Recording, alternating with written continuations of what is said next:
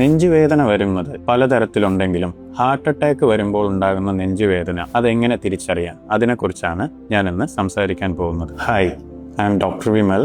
ഞാൻ Grace hospital കളിയിക്കവലയിലെ ICU medical ഓഫീസറാണ്. ഹാർട്ട് അറ്റാക്ക് വരുന്ന ഒരു പേഷ്യന്റ് ഒരു സ്പെഷ്യൽ പോയിന്റിൽ ഇവിടെയാണ് എന്ന് പറഞ്ഞായിരിക്കില്ല വേദന പറയുന്നത്. കൈ ഇങ്ങനെ മുറുക്കെ പിടിച്ച് നെഞ്ചിനോട് ചേർത്തായിരിക്കും അവര് ആ വേദന പറയുന്നത്. അതിനോടൊപ്പം തന്നെ എക്സസീവ് ആയിട്ട് ഒരുപാട് വിയർക്കുക, ശ്വാസതടസ്സം ഉണ്ടാകുക, ക്ഷീണം ഉണ്ടാകുക, തലകറക്കം ഉണ്ടാകുക, വെപ്രാളം ഉണ്ടാക്കുക, ഇങ്ങനെയുള്ള സിംറ്റംസും കാണിക്കും.